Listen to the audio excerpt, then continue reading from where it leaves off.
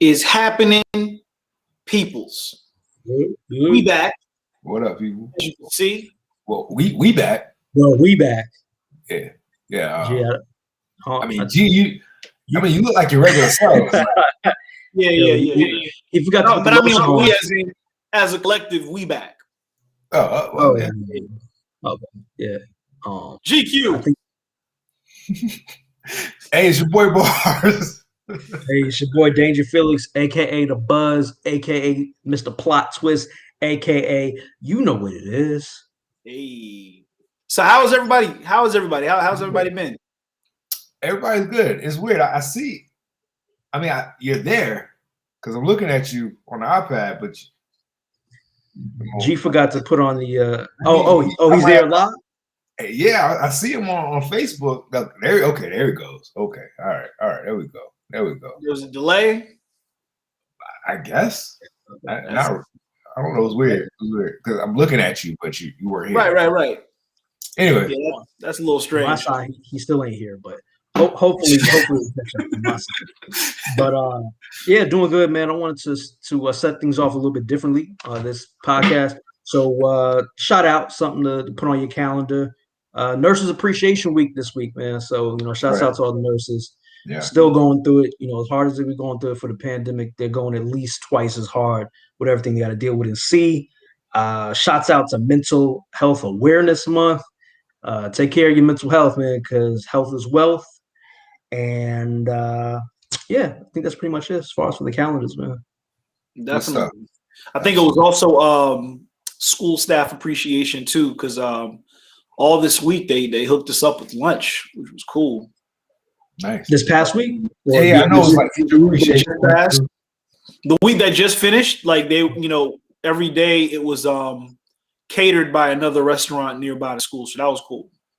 That's good. Yeah. You definitely gotta look out for the school staff too. That's for sure. Definitely, man. So all right, so we're gonna start this off with a dangerous question because apparently Danger got questions. So let's do it the right way. Yeah.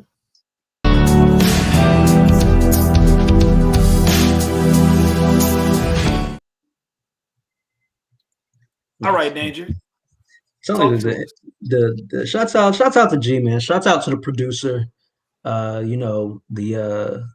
whiz behind the curtain, making all of the cool stuff happen, man. Shouts out to him. I'm trying. Definitely. So I got one I was thinking about today. Actually, I thought about the other day. I was listening to the radio. It made me think about it. The whole J-Lo situation, her A-Rod splitting up, made me think about that too. And what I think about is this. All of these pop stars making all of these songs, right? About how they breaking it down, right? How they throwing it back, how they putting it on their men's, how they doing everything. They working hard in the corporate office, and they also taking care of business at home, cooking it up in the kitchen, cooking it up in the bedroom. And it made me think, how many of these pop artists are lying? What do you mean? Well, I'm not saying so. Just for an example, we don't know for sure. We're not on the insides, right? I don't know what happened with the J-Lo A-Rod situation, right? But what if? Let's consider. What if she's boring in bed? What if the songs, what's the song she had with Azalea Banks? It was like Booty something. Maybe. And it was talking about all that junk and moving. Oh, yeah, what happened if that's not what's going on in their bedroom behind closed doors? Nah, I refuse that J-Lo isn't putting it down behind closed doors. I refuse to believe that. From what I observe, I feel like she's the one that's cutting ties with the people that she's with, right? She's the one that initiates the dump, right? Well, supposedly he was sneaking into some Basic B's DMs, and that's what got him cut from the team. So he messed up. And my thing is, like, when you have a very attractive woman like J-Lo, right? Who was Robin Thicke dating? What's her face? Paula Patton. I will never forget that because Paula Patton is a problem. Yeah. Whoa. You're talking about a sculpture of a body. Wow. Right. So I'm thinking, I'm not saying it's their fault. That's not what I'm saying. I'm saying let's consider for the moment that maybe the pop star is talking about doing all these things and acrobatics and tricks. Maybe that's not the case. Yeah. So What's up, I was curious. What up, Dwayne? What up, Dwayne? Yeah, I'm following you, Danger. It just made me think, you know what I mean? Because I'm thinking if you're doing everything you're saying in the songs, every man should be happy, right? I mean, it makes me wonder if that makes artists eligible to be sued for false advertising. I mean, artists are human, though. They may not be false advertising. They may put it down in the bedroom. I think it's something deeper wrong with like J-Lo and Halle Berry. Yeah, I think it's a deeper issue. Yeah. It might be some mental shit happening there. That's true. Also, we got Justin in the building. Justin, how's it going, guys? Perfect time. What up? So it leads me to the second part of this question, right? Second part of the thing I was thinking about. So with a lot of this music, as music has progressed, there's a lot of female empowerment, right? And I'm all for it. Do you feel, though, with a lot of the stuff that's being said, again, in pop music mostly, maybe some R&B, that the positivity has gone too far because now it sets a high bar? Because like before, you're talking about, being pretty in your body and stuff like that. But now you're talking about, I'm thinking about Beyonce's, thinking about Jay-Z. I'm thinking about Jennifer Lopez's. I'm thinking about Rihanna's, who are talking about being bosses in the corporate office again, cooking it up in the kitchen, and then throwing it down in the bedroom. That's a lot of work. There's only 24 hours in a day. There's a lot of work. And it's like they aspire to be everything. So does that set the bar really high? You know what I mean? Because I'm listening to the music, and as a man, I'm expecting Beyonce-like qualities now. So you're basically listening to all these songs and hearing about all the things that these women supposedly can do, and it's almost like you're making a mental checklist of what you look for in who you're trying to get with. Yeah, and I'm starting to wonder if it's toxic. Though. The whole thing, not the whole I work and have my own money, but just the whole. Right. Because if you talk about, I make my own money and I throw it down in the bedroom, that's 2 out of 3. Okay, I can buy it. All right. You're talking about having your own money and then cooking in the kitchen, you're probably not throwing it down in the bedroom. Okay, again, 2 out of 3. But you're talking about 3 out of 3? 3 out of 3. Now, let me ask you something. Does it matter the order that those 3 or those 2 happen? Are you talking about the level of like the skill level of each thing? Well, I noticed in Danger's commentary just now, he listed, 2 out of 3 wouldn't be a problem, but one of the 2 that he consistently mentioned was money. So I'm just wondering if it was just throwing it down in the bedroom and just cooking, are you good? Yo, Justin just jumped out. He's about to get in trouble. What happened? He dated somebody? I think he's coming back. As soon as he asked that question, he was like, "Nah, I ain't touching this." Hey, hold on. Hey, Justin. For a minute, sorry about that. My browser was all sticky. We thought that you disappeared because of the question. No. What? But, was all sticky? Wait, what was sticky? My browser was all messed up. Got you. Okay. Get your head out of the gutter. I'd be a little worried. I don't know. There's a whole lot with the topics. And did bars jump out? Did bars just disappear? What's happening? Uh-oh. I guess Kay showed up on Facebook. He's back. He's back. Okay. Yeah. So we were saying, B? I was just saying, I noticed in your commentary, out of your list, your 3, you were consistent with the 2 examples that you gave, with cooking and money or putting it down and money. If it was reversed, or you took some of those, switched them up a little bit, money or putting it down in bed and cooking, is that up to your standards? For me personally, I'm cool with that. That works for me because you know what it is. People contribute in different ways, right? And that's what I'm saying about it being toxic, because it's like, I'm a woman, I can do everything. I'm expecting 3 out of 3 now. Before that wasn't the case, but now I'm expecting 3 out of 3. I'm expecting you to hold it down and be in the court. I mean, they're selling you a fantasy. We know these women know. So you're saying it's like if you can do all of it at the same time, then what do you need a partner for? Right. To enjoy the benefits, bro. who you really cooking for? You're not. If you're busy doing it all, then you might not even have time for the benefits. That's a good point. So now, what is this about? You mad? Talk to us about that. Who's mad, and why are they mad? Apparently, a lot of people mad, bro. Apparently, a lot of people mad. I think it's hilarious. I think it's hilarious, and the fact that they're mad about this basically solidifies what people inside the state of New York know. So this has to do with the New York Knicks, New York's team, and then the Brooklyn Nets, which is like everybody outside of New York's team.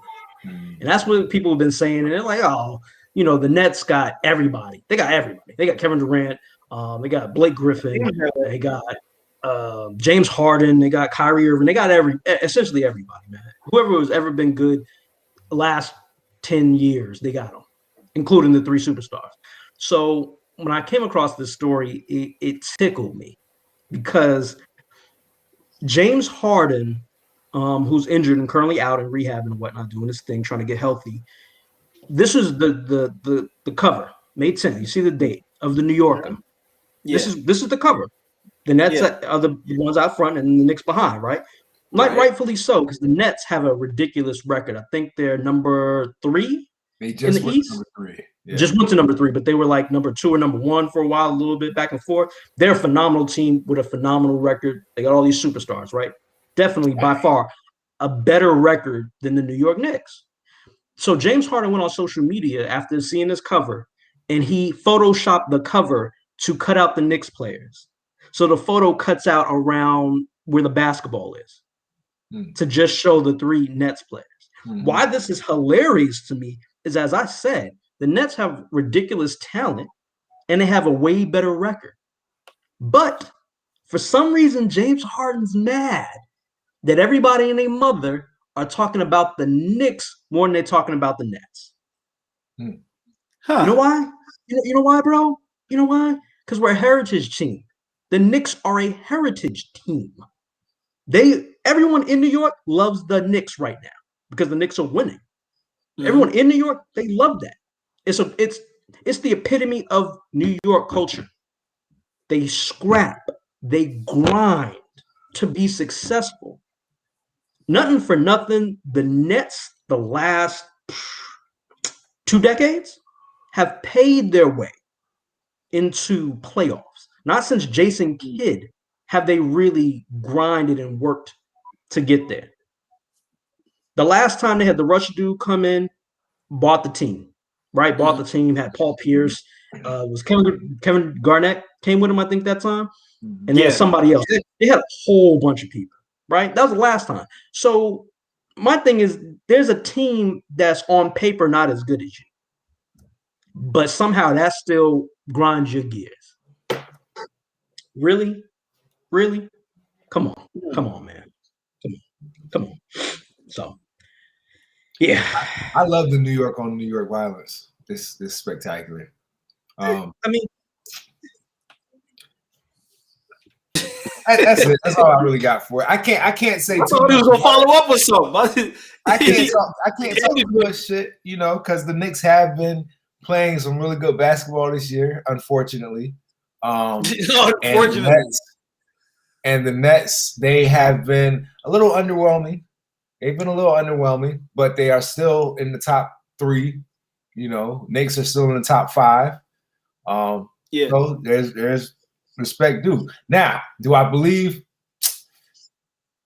if it would be dope.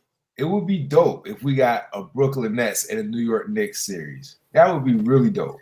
That would be cool. That would be entertaining. Super dope. But now, I know people are going to be torn. Knicks wouldn't even have to win. Yeah. I know people are going to be torn. There's going to be some people that are going to be torn as to who they should choose because, you have the brand new momentum of the Nets, but then you have the nostalgia and the loyalty of Knicks. So it's like the Pleasant Crips. Yeah. Like the Pleasant Crips. That's very, very accurate. You're so right. When's So the right. last time It's the kind of Knicks are like even good? it's kind of like New York and Old New York. Well, the Knicks have been doing some damage this time around. I don't want to knock on wood. Well, I do want to knock on wood because I don't want to jinx it and mess up their record from this point on. But not fire. Yeah.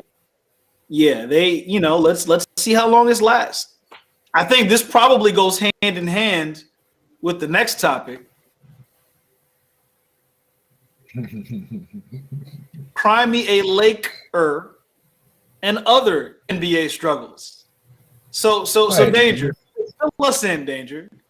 Talk to us. So this is kind of gonna leak from you mad because I am mad at two people.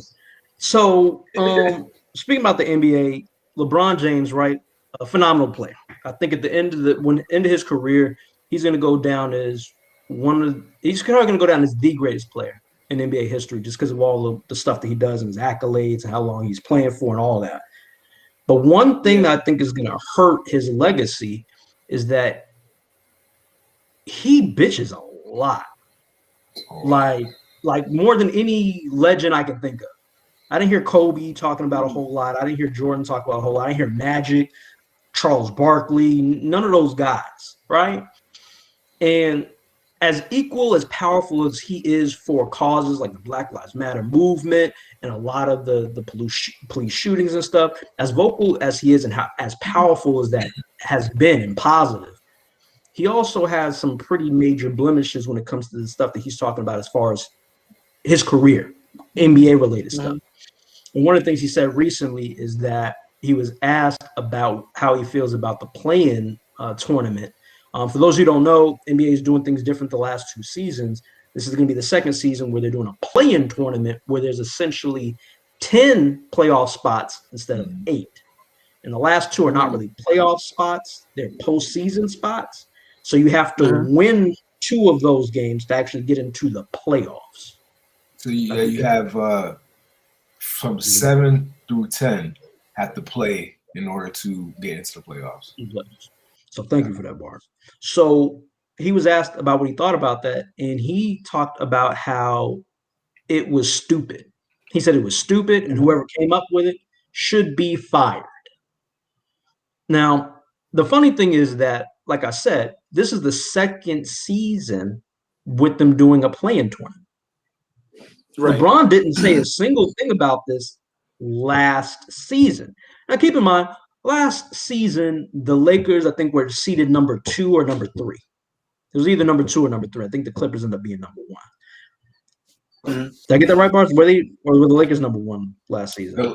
Last season, Lakers were number 1. Lakers finished number 1. Okay, so they made number 1, and we didn't hear anything about how stupid the this play-in tournament is. Well, he complained about the bubble a little bit.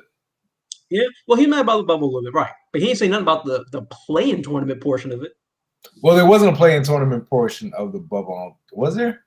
Yes, yeah, it was. You're right. You're right. That's right. He didn't say anything about it. Yeah. And I think that it is quite interesting that before, when the Lakers were number 1 in the West, he didn't have anything to say about it. But now that the Lakers are slipping, they're on a losing streak. They have some stuff to say. They're like number 6 right now. And now it's stupid. Of course, somebody should be fired. What was his energy at the beginning of the season? Come on, what happened to we built different? What happened to all that? So remember last season? Right. We built different. We made for this. What happened? Did that LeBron James get stuck in Space Jam? Ooh. We got a different shots fired. Probably so. I'm just saying, man. For all the greatness, you got to be tagged for the crybaby stuff, the soft stuff they be talking. You know what I mean? Yeah. Also, side note, I'm also mad at Lakers coach Frank Vogel. he needs to give up some of that, what's the name, to some of that, the play calling power to Jason Kidd, who knows how to do work with the offense. Just throwing that in there. This season's been really interesting. We have both teams that were in the finals last year kind of struggling this year. More than likely we'll have to play in the play-in tournament. Well, we know who those teams are. There's no need to speak on it like that. But yeah, it'll be interesting if we end up getting a series like Philly versus, well, I would say Denver, but it won't be Denver now. Probably Philly versus Phoenix. Something like it could possibly be Philly versus Phoenix. I don't see the Clippers getting there. I don't see the Lakers getting there if they continue to have injury trouble. Brooklyn, if they continue to have injury trouble, I don't see them getting there. Because we have yet, I think we maybe only seen like 2 or 3 games with Harden, Irvin, and Durant. And we haven't seen any games with those 3, including Blake Griffin, DeAndre Jordan. So we don't know what that's gonna play out like. But it's interesting. I'm enjoying it. I'm watching it. Definitely that. It's not the year we expected. We definitely thought the Lakers would automatically be in it, and we assumed the Nets will automatically be there. This is the first time I've seen LeBron injured for this long. Yeah, man. Well, he's not old, but he's getting older. When you've played damn near every game of your career, I mean, when it comes to sports age, he's pretty up there. He's a veteran. Right. Yeah, sports age, 36 is up there. Yo, so shouts out to the Valero verdict. So true, my man. Yeah. Also, the interesting thing is my pops had this theory, and his theory was that AD and LeBron's injury initially was not as serious, but they wanted to take this time to rest because they haven't been resting. And you know how LeBron has been speaking out about resting. If I can play, I'm gonna play. But if he has this injury and he happens to be out an extended amount of time, no one's gonna question him about it. No one's gonna go ahead and check him on it.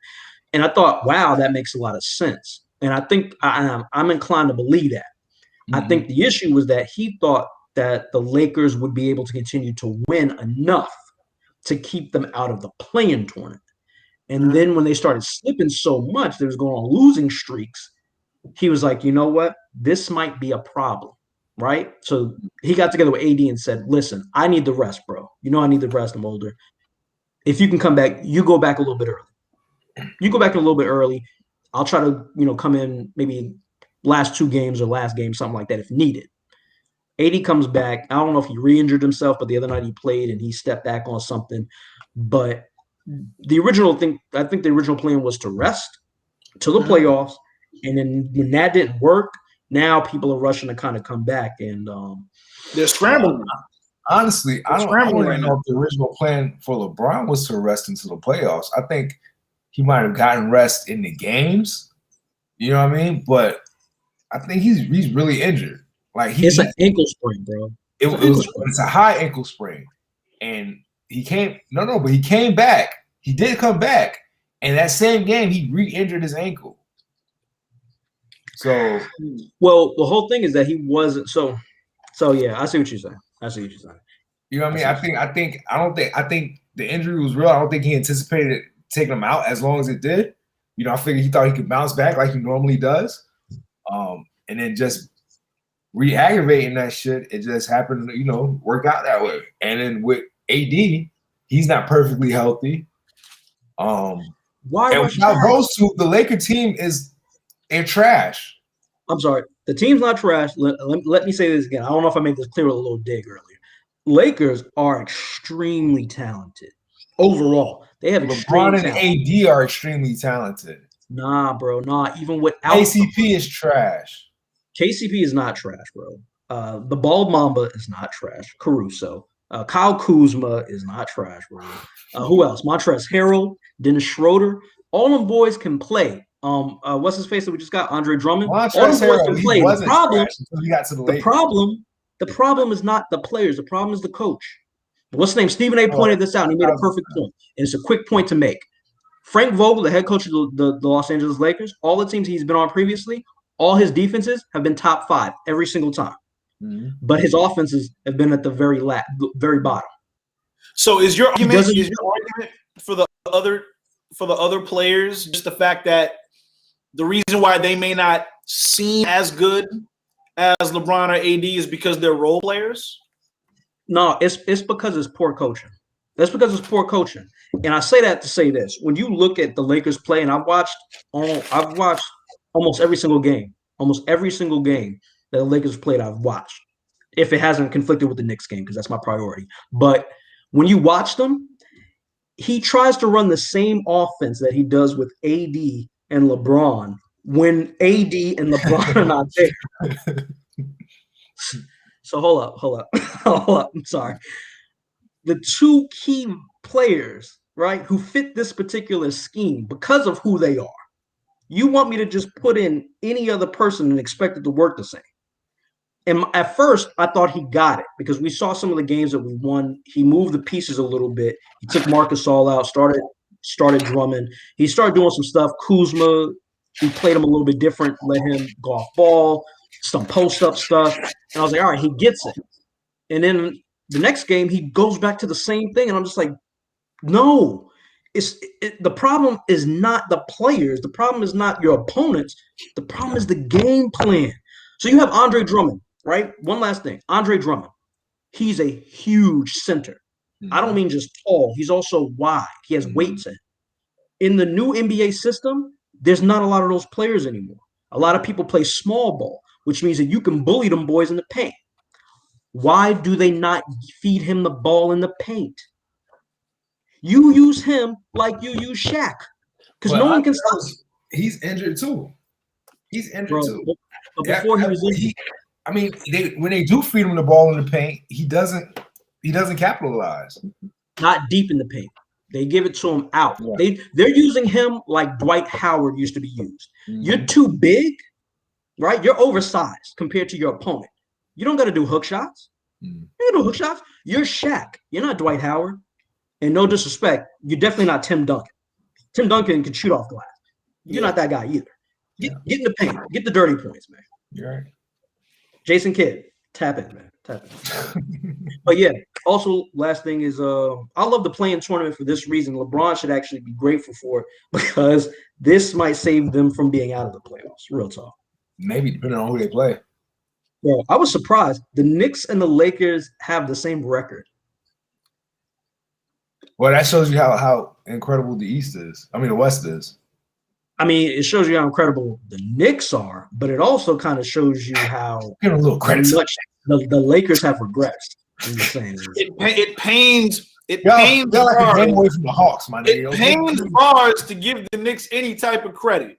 I gave them enough credit. I gave them enough. I know. Where's the first? Where's the first? You met your credit quota. You met your credit quota. You were like, yeah, that's it. They're a couple of games ahead of the fucking Hawks. Okay, they're lucky that Boston Celtics are playing trash this year. You guys, know what's so funny? You know what's funny? Talking about why you mad? I'm gonna add bars to that segment to extend. You know why bars are so mad, guys? You know why he's so mad? Because the Knicks have a better record than the Miami Heat. Ouch. Way better. Way better, by the way. Not just a little better. Way better. So, yeah, I can see how that could be painful. So painful that he disappeared. Wait a minute, they're back. They're back. Justin is back. Bars is back. Did you disappear on cue? Nah, man. They kicked me out. He kicked me out. He didn't want my rebuttal. He didn't want it. He didn't want it. He didn't want it. He knew the facts. That's funny. All right. So now, welcome back, Justin, by the way. I know you had to reboot the computer. Yeah, this thing's been acting weird all day. I don't know what's up with it. All that sticky stuff. All right. Well, I was glad to see that you're back. Let's see if we can keep. All right. So now, this one is credited to Bars. So tell us about this right here. So, okay. Came across this topic earlier in the week, listened to Joe Budden podcast, and it was interesting. It was a scenario where you and your significant other, you guys go to an event, party, or something like that, and somebody in the room has history with one of you two. Now, say it's the one that you went with. Say it's the person that you went with that the person has history with, but you don't even know this person or anything like that. Would you want your girl to tell you that this person was around? Would you want this girl to tell you that this person, the history with this person or anything like that? Would you want that information prior to coming to the event or when you step into the event and you see this person? So let me just try to clarify because I don't understand. So you're saying depends on the history and also like the event. Yeah, you can factor all those things in. What kind of history are we talking? Go ahead, Danger. What's your question? Oh no, I'm sorry. I was just a little confused on it. So you're saying that you go to some event with your girl? Yeah, you and your lady go to an event, and you or her, one of you guys ate somebody's butt in the room. Yeah, but you don't know which one. So, do you tell her we should go in the event that you run into that person who butt you ate? Either or not really necessarily go, but do you just inform them like, hey, such and such is here? Oh, you see, give them a heads up type of thing. You. Like Lisa is here, ate her butt back in 2014. Right. Just putting that out there just in case we run into her in conversation. And it's kind of weird. Yeah. Gotcha. The only thing that'll be weird though in that situation is the fact that she might possibly go, well, how come I didn't know about her until just now? Because some people aren't significant enough to know about. Good answer. Good answer. Keep that loaded. That actually is true. Like some, yeah, it's a good point. Yeah, I mean, I think it does. Justin, what would you do in that situation? You with your significant other at an event, and then you see so and so that apparently you shared some significant moments under a school bleacher with. Butt eating. Okay, that's specific.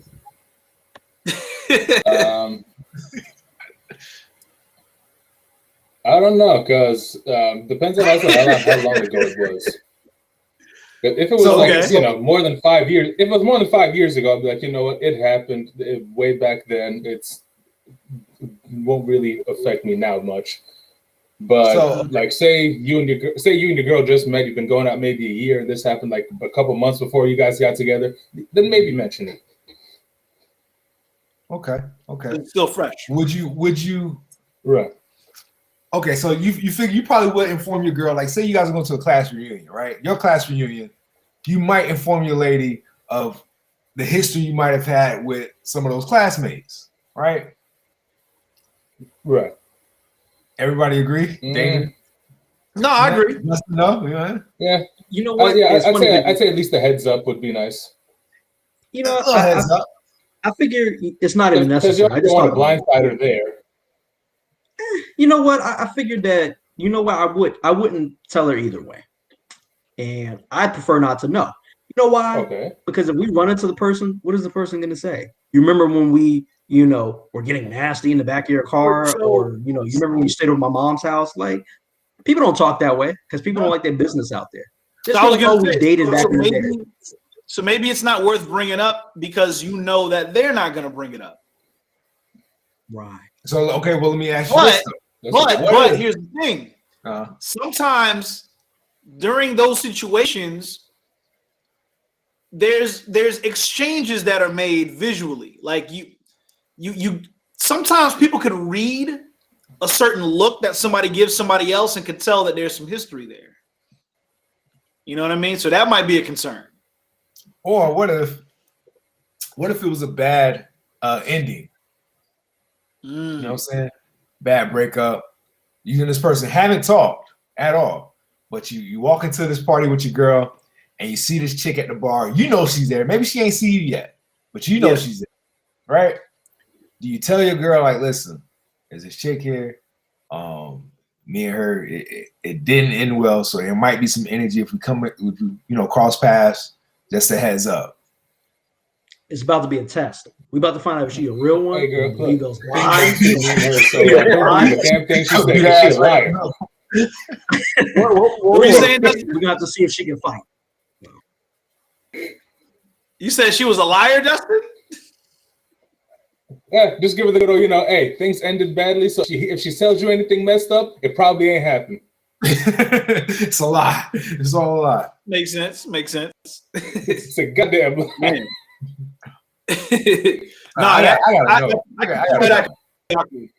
I gotta know. Don't have me in a room with somebody that like you said, ate your ass out, turned you out, right before we got together. At the same time, I'd still. It really all depends on the situation. Because if it's a class reunion, obviously there's going to be some sort of history with some people there. Right. But say you're at a friend's wedding or something, odds are nobody's going to want to make things strange. You would think not. Justin, listen. Don't underestimate people. My thing is, I wouldn't want to know, because then I'm gonna be mad about it. Like, I could talk to my girl about her past, which was way before me. You know what I mean? When we first started dating, I didn't want to hear about somebody who was dating a week ago. You know what I'm saying? No, that's just no sit with me.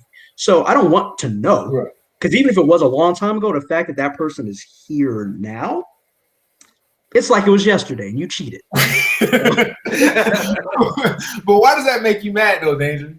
If it was something that happened so long ago and it's not current, so why would that make you upset with your partner? Yeah, but you also don't want to be at that location looking at this person and thinking, man, this motherfucker used to fuck my girl. Right. So maybe that could be awkward. Especially now if you found it out then. That could be awkward too. Maybe it's just me. But you don't and vice versa. If you tell that to your girl, then she'll be like, man. All right, so what if the thing could be true in the reverse? Because say you tell it to your girlfriend, like, hey, I used to have sexual history with that woman. Now she's gonna be looking at her thinking, man, all the things he does to me at night, he used to do to her, and that messes everything up. Okay, so cool. Move to the whole what if the person's not salty? You guys walk into the event, your girl sees her ex or whatever like that. He comes over, greets her with a nice long hug. You don't know it's her ex. You just think it might be a friend. You don't want to know whether or not they had a relationship? Nope. You know why? And maybe it's just me. But if she tells me I had a relationship, how am I not going to picture them having sex on that table? Right? It's a reunion. Right? The bleachers are put up. I'm just imagining after school now. They probably weren't the mathletes getting it in. You know what I'm saying? Like, how could you not think? How could your mind not go there? I'd rather just not know, so I can just be. That's a hard one. In this case, it'd be like ignorance is bliss. Yeah, I'm just going to assume that is a hard one. He's gay, and that's a long hug for that. That's what I'm going with.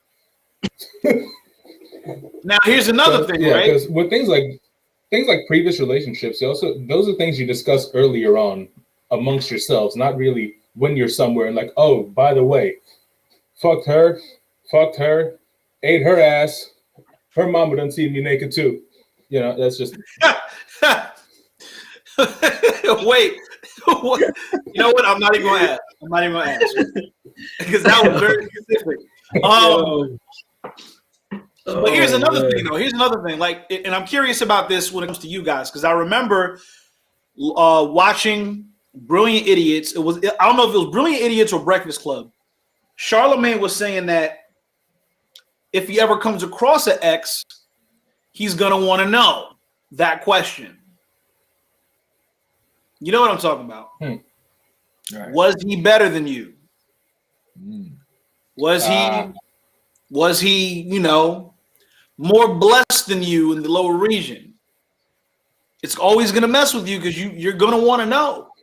You're going to want to know if she chose you because of your dashing personality or your physical attributes or a combination of both.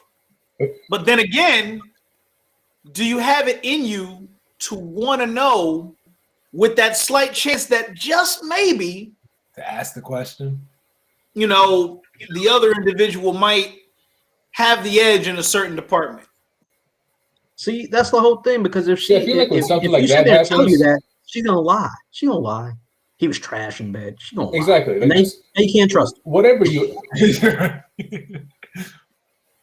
You can ask all you want. She's not going to tell you the truth. Even if he was better than you, even if you are, she's still going to say, nah, babe, you were better. It's So she's not gonna tell you. There's no point in asking that. When y'all break up, that's what she's gonna tell you.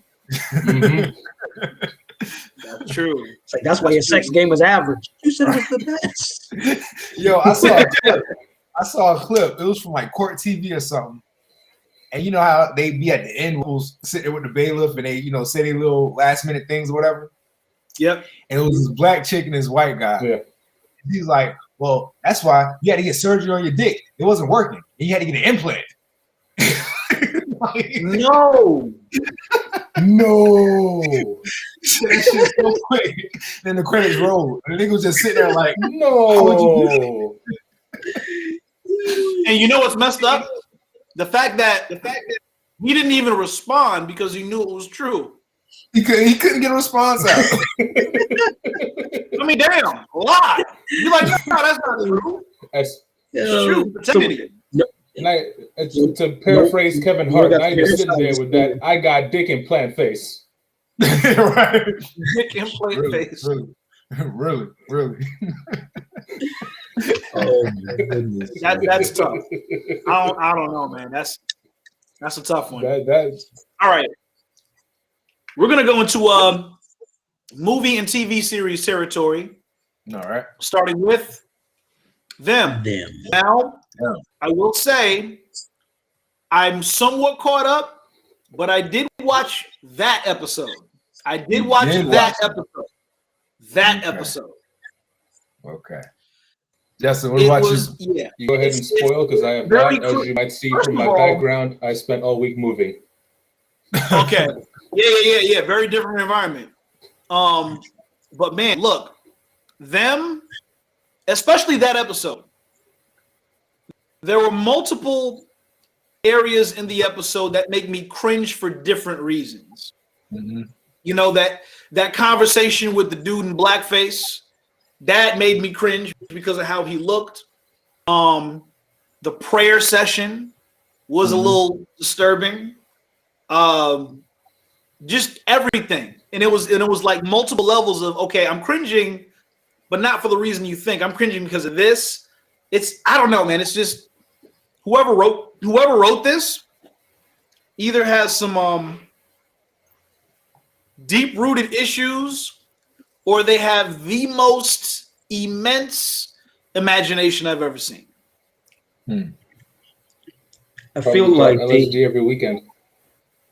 I feel like, I don't want to say like whoever was a part of this and made this decision about that particular scene hates white people per se, but they definitely have some very strong feelings on it.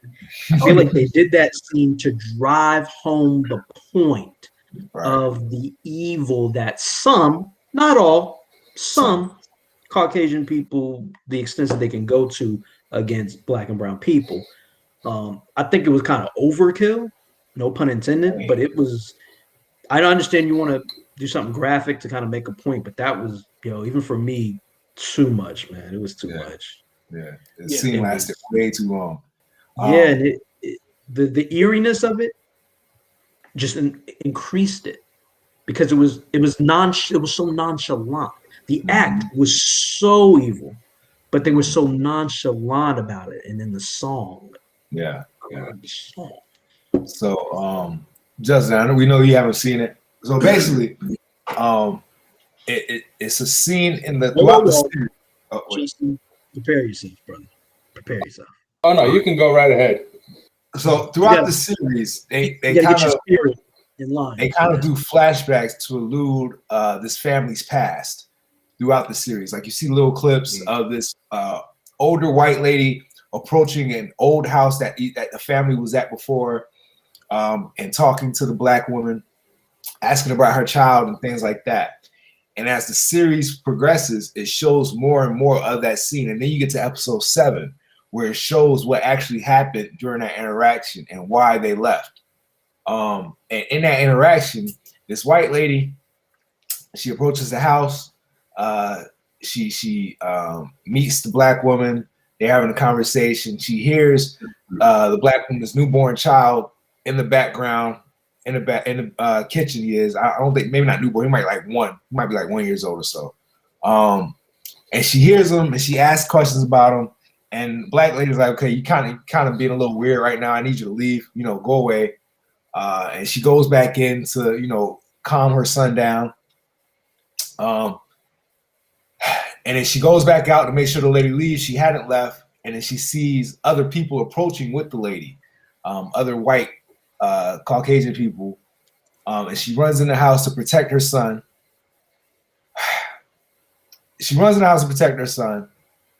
Ultimately, those people break into the house and they get violent with her. So violent to the point where they actually begin to rape her. In the meantime, while they're raping this woman, they take her infant child and place him in a pillowcase. And that's where you get the term cat in the bag.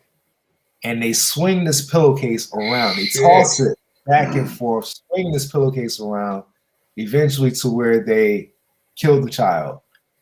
And yeah, it's just a really, really, really intense scene. And I kind of got goosebumps even remembering that shit. But yeah, it's tough. It's tough. So I understand the backlash that it got for that series. It was just a little too much. And that's saying a lot for Bars to say that it was too much, because Bars loves blood. He loves seeing violence. Yeah. For Bars to be like, I was uncomfortable. Man, I love violence too. I mean, but damn. Yeah. It says a lot. Now there's this other series that just dropped on Netflix. I haven't started watching it yet, but I definitely plan to because of the whole superhero theme that's been a craze now with all the different. I think I just added it to my list. Jupiter's Legacy. Oh yeah, I actually just scrolled past that one. Yeah. Yes, it looks really good. Wait, what up? Danger's rubbing his hands. I watched It's funny. It's funny. I don't know. I watched the trailer of it and it looks very. I haven't watched anything. All right. What'd she say, Danger? Huh? Oh, what did Justin say? Danger, you had something. Like it seems to go back and forth.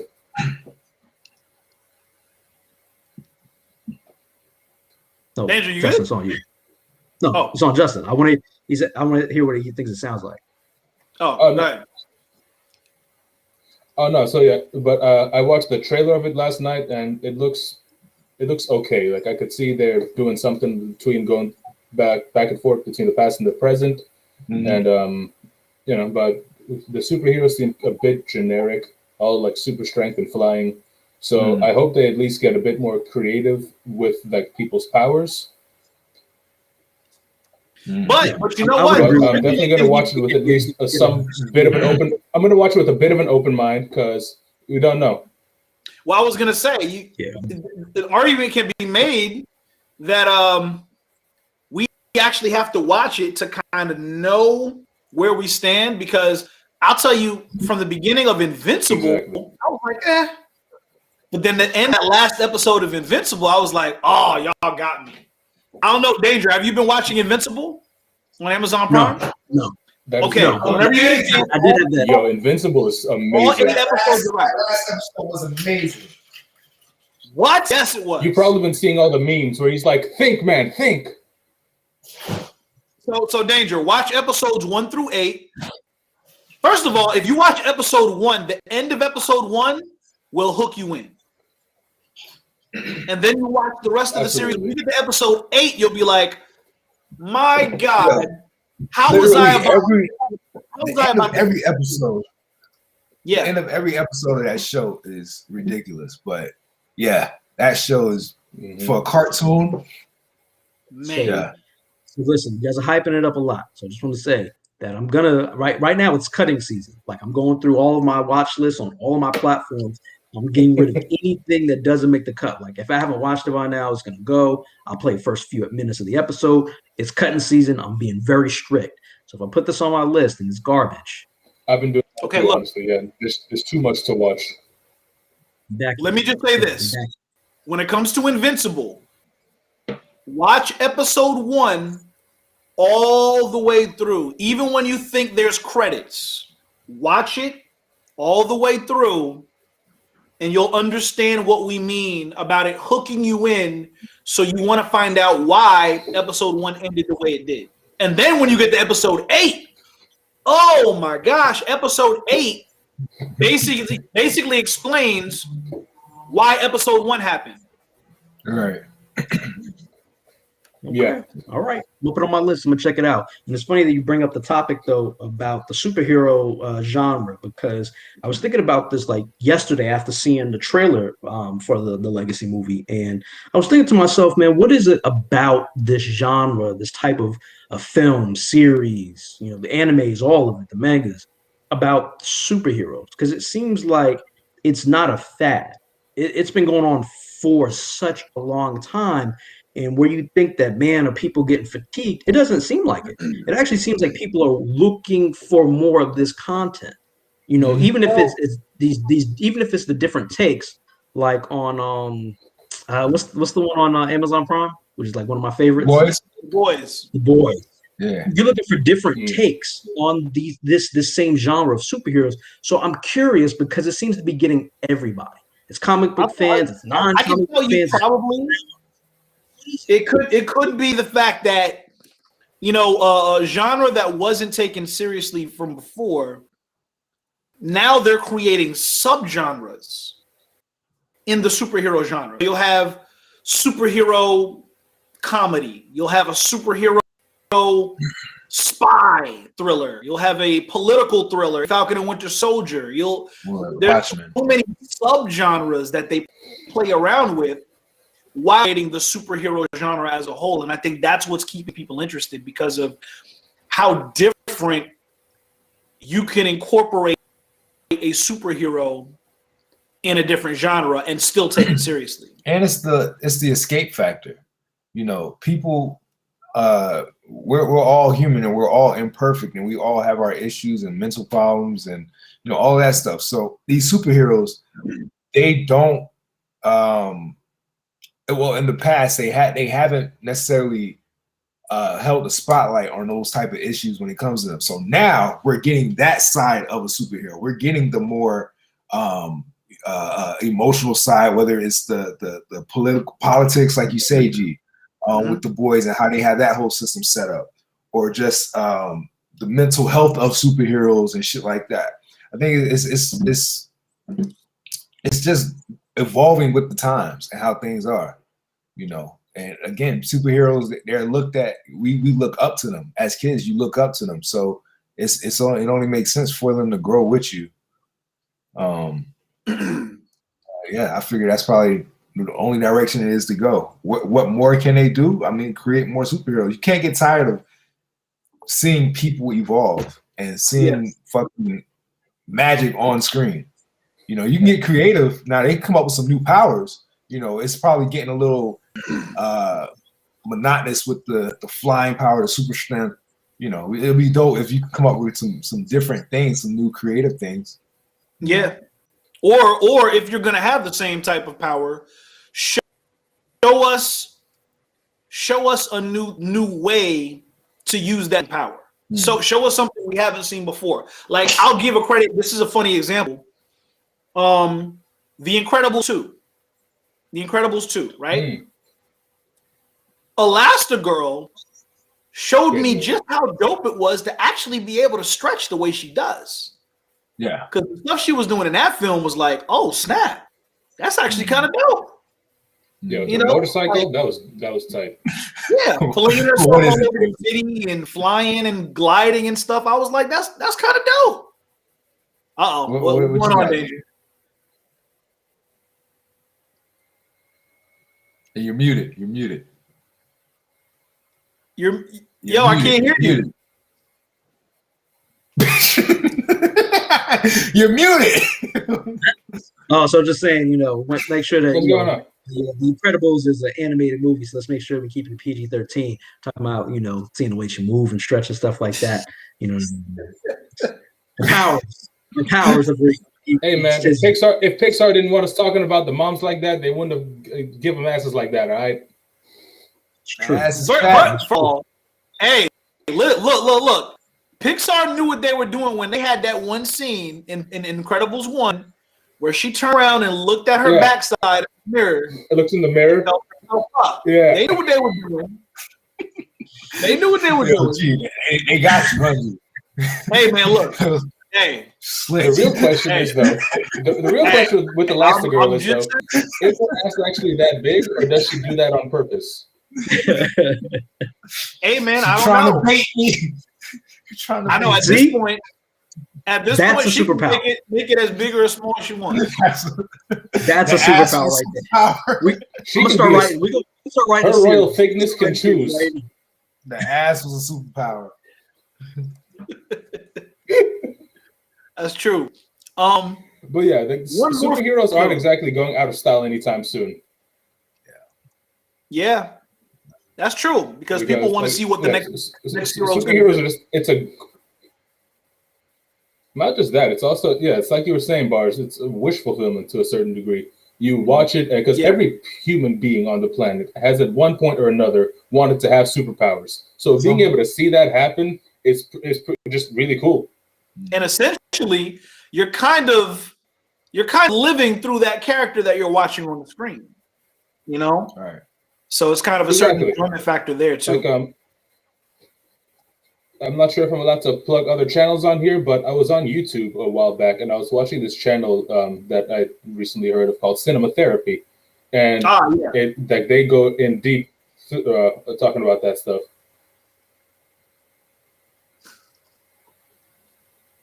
Yeah, like I think they just covered Iron Man and like his PTSD and everything and things like that. Superheroes can teach you like how to even cope with things to a certain degree. Mm-hmm. Yeah, that's one thing I do appreciate. I really, really like about that. You know, to your point, Bars and Justin talking about them being like real people and having like real issues, and you know, it's. I don't want to say it's metaphorical because it grounds literally, but it also goes to show that. And that's also why the hype about Superman isn't all that great, because Superman is too strong in a sense. The man's basically perfect, so his struggles aren't really struggles.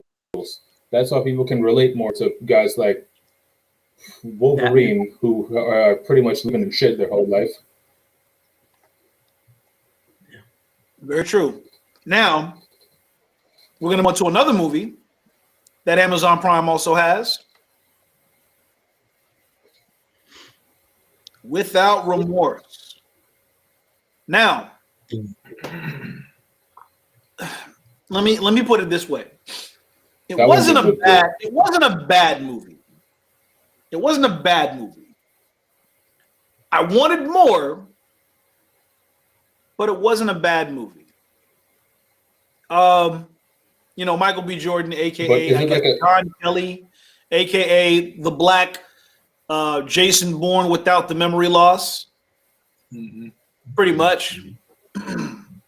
But I think they're setting up a movie, or does it lead into something else? Well, I think that end credit scene is supposed to be a nod to the video game Rainbow Six. Mm-hmm.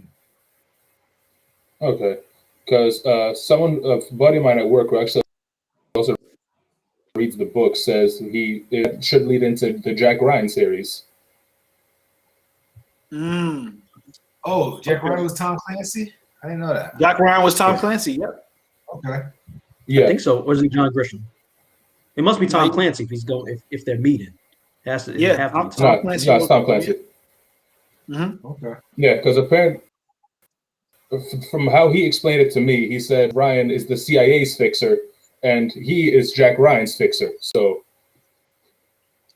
okay. That's some shit. Yeah, that should be interesting. I mean, it was it wasn't a bad movie. It was decent. How it played out, I mean, the action was okay. I don't know. The story could have been a little bit better, a little bit stronger. It was okay. Yeah, because it was predictable. You knew just by looking at him, you knew the secretary was the one that was screwing everybody over. Yeah. So let me. Yeah, it's always the secretary. Let me piggyback off of what Barr said, but let me correct it.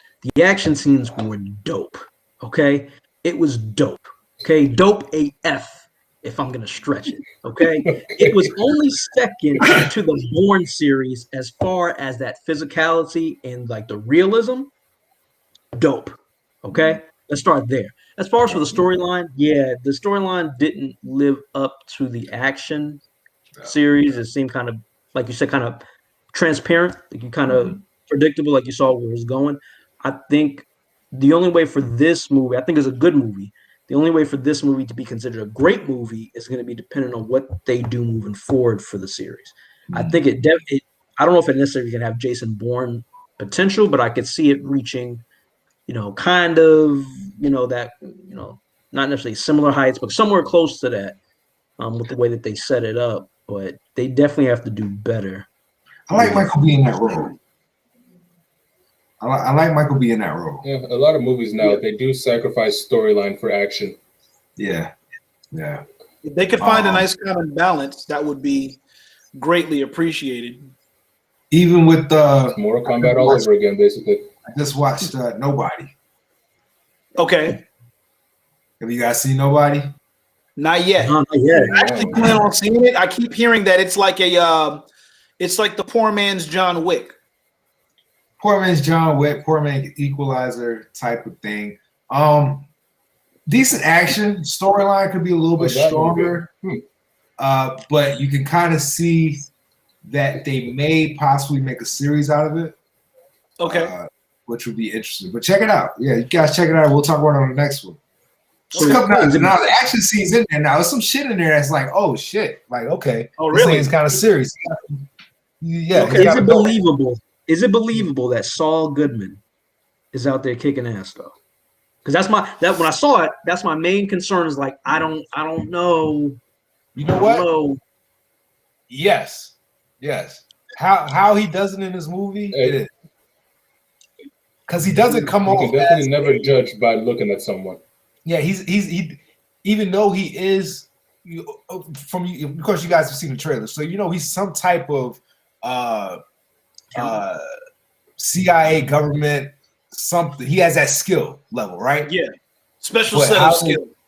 Right. How they do it in the movie, he's been trying to keep this piece of him locked away for a while.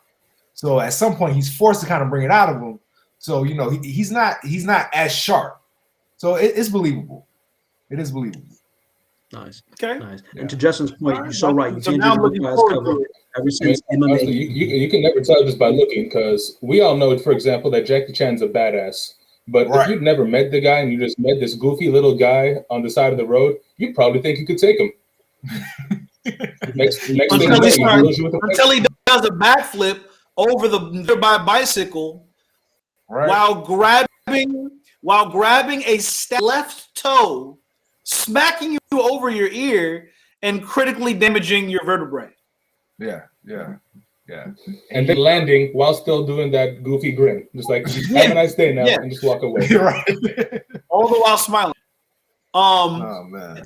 All right, so now a completely different genre before we move off of movies. Have you guys seen the brand new sketch comedy show on HBO Max, That Damn Michael Che?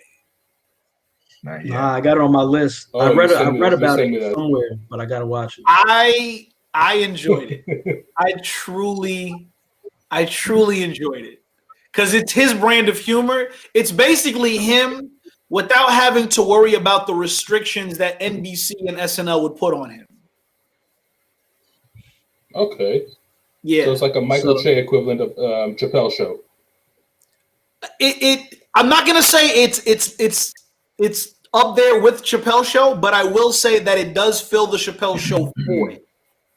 It occupies that space of going. Is it better than okay? Is it better than the show Keenan? Yes. Yes. It's better than the show Keenan. Keenan episodes have been hit or miss for me. More so misses. But while I do love SNL, there are some topics they don't touch. Yeah. Yeah, I couldn't get back into Keenan.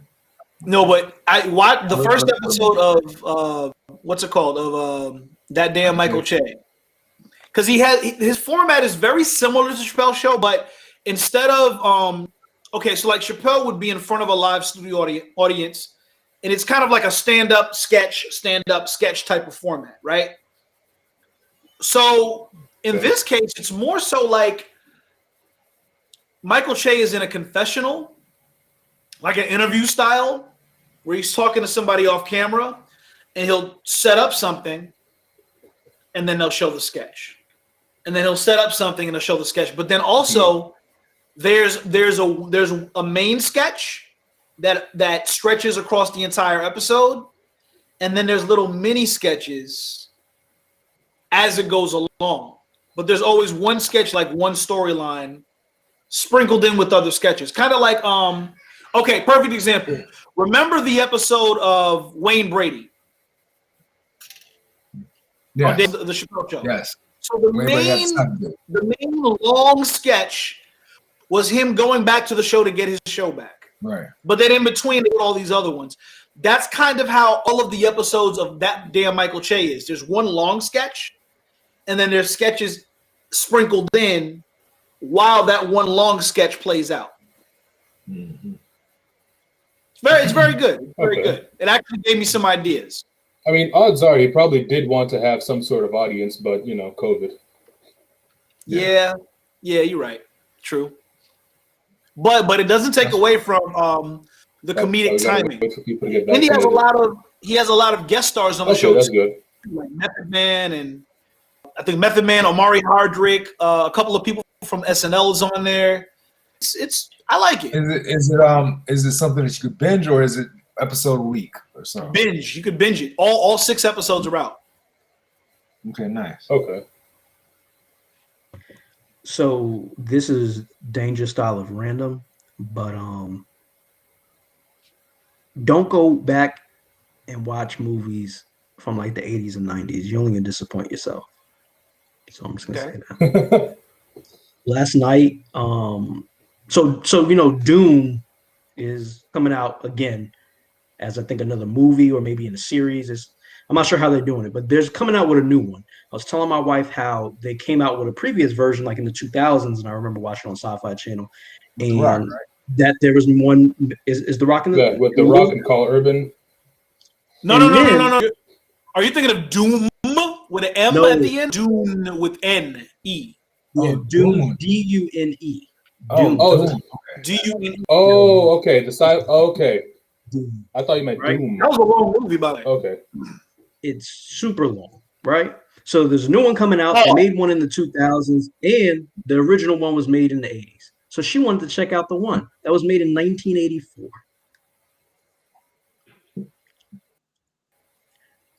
No more is it apparent the technology that we had to do things than in sci-fi movies. Well, yeah. That's like going back and trying to watch. What's that Harrison Ford's film that they made a new version of later, like much later? Star Wars. Indiana Jones. Not that one. Indiana Jones. Blade Runner. Blade Runner. Oh yeah. Blade Runner. Yeah. Blade Runner. Yeah. Or even Total Recall. Total Recall, same thing. Yeah. Total Recall. When you look, that's how I feel when I watch old episodes of Doctor Who from the 60s. Now they got a woman. By the way, because I quite like her. She's pretty good. So it's the writing staff that's fucking up. It's not her. It's like here's the thing with writing staff nowadays. They're so focused on being woke, right? Because and I was gonna get off shows, but this is the last thing before we get into the next topic. Did you guys know that people are trying to cancel Snow White? Yeah. Because of Prince, I saw that. The prank she was unconscious when she got kissed. Consent. Yeah. Next thing is gonna be Sleeping Beauty, and then they're gonna cancel Ariel because she gave up her voice to get some human dick. It's never gonna end. That's crazy. Jasmine. Also, hashtag for Ursula, man. They made a legal contract and they just. Well, she was the one that stole the voice. I mean, but she signed it away willingly. He gave her a business proposition. She didn't steal. Ursula did the switcheroo. Yep, that's like she signed the contract without reading it. That's her own damn fault. Yeah, but that's the equivalent. That's the equivalent to read she was running home to daddy. You're the equivalent to like your boss saying, "Hey, you want this promotion? You know what you got to do." Zip, right? Gee, how is that the same as Ursula, who is not old for Ariel? Hold on now. She went looking for Ursula to make this deal.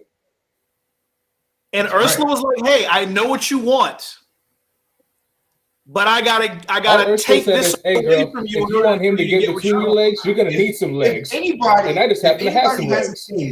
If anybody has a case in Little Mermaid, it's the prince. It's Prince Eric. They did the switcheroo on Prince Eric. That dude got lied to. That's not right. That's the equivalent to taking the girl in the bedroom, turning off the lights, and tagging your homeboy in. I mean, I've never done it. Never done it, but I'm saying. I'm glad you cleared that up. All right. Okay, so Asian hate bill. Give me more details on this because I have a thought, but I want to share it after you cover this. So recently, the Senate passed a bill to protect against COVID-19 hate. It's not necessarily titled the Asian hate bill, but COVID-19 hate, which is mostly geared towards the hate towards Asian Americans.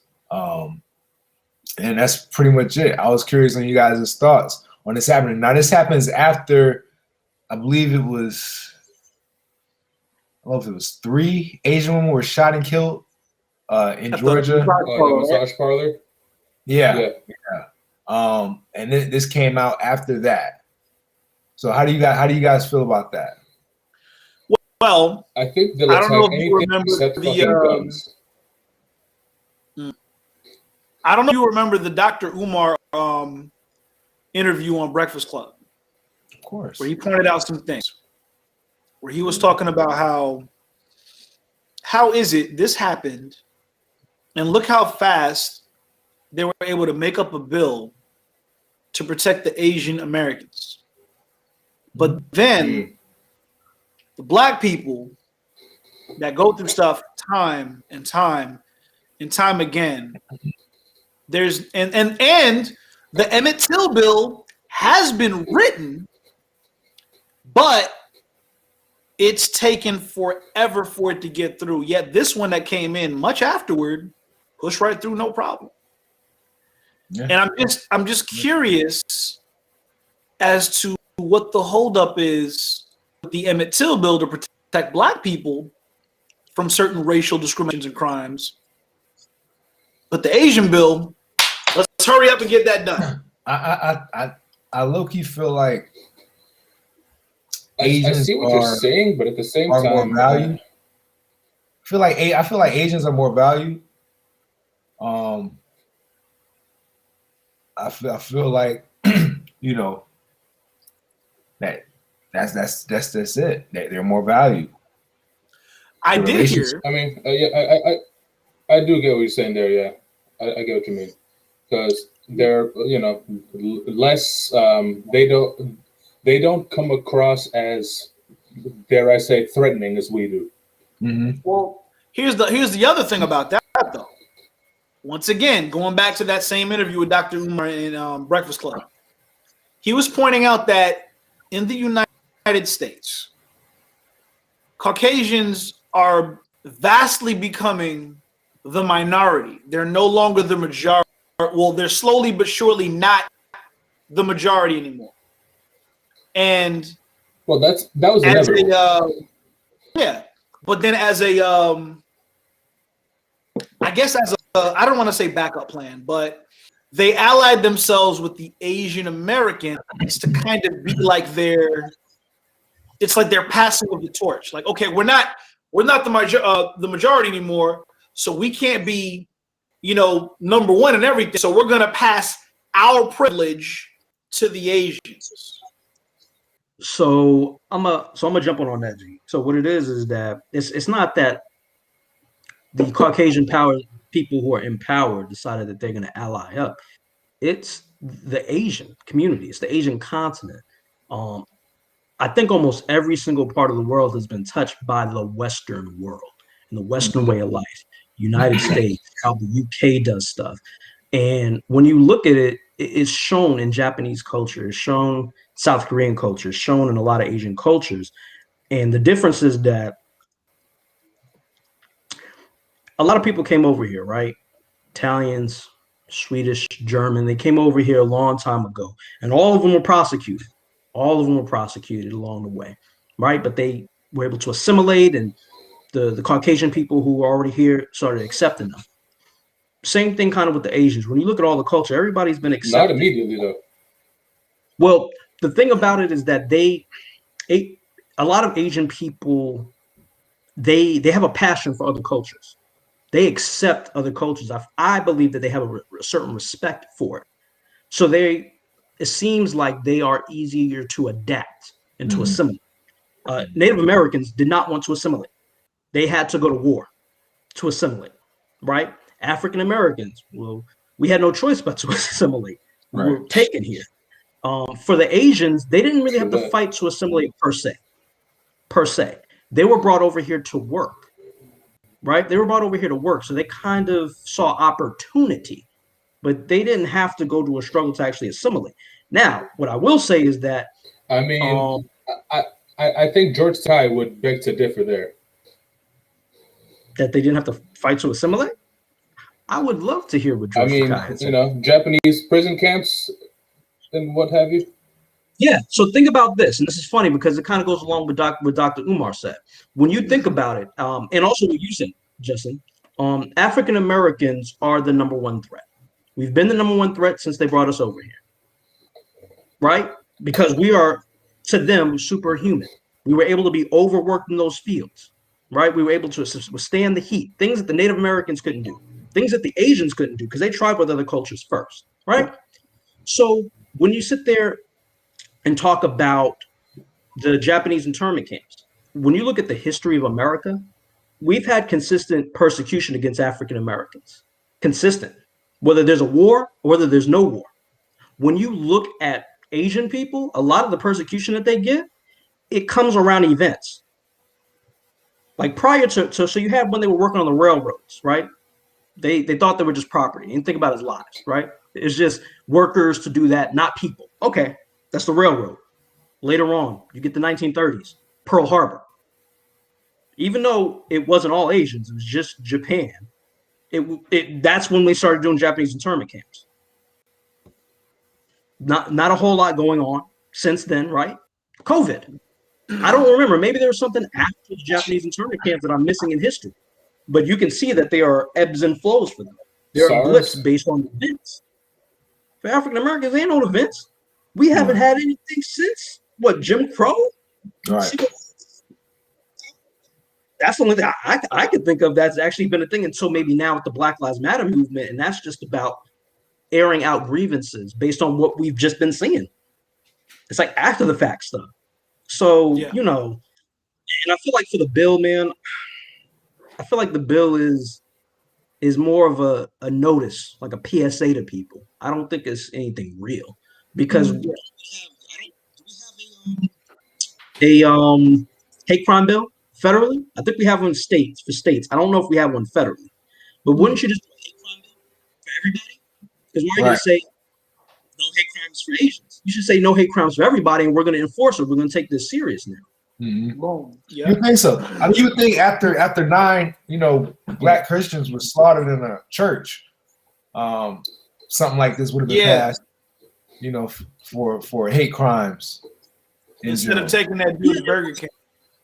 And also, during the 45 era, there was a lot of white men talking about how they were being persecuted and hate crimes against them. So I think it's important we pass a bill that we protect them too. Or even the gay community. I'm sure those people at that club in Orlando.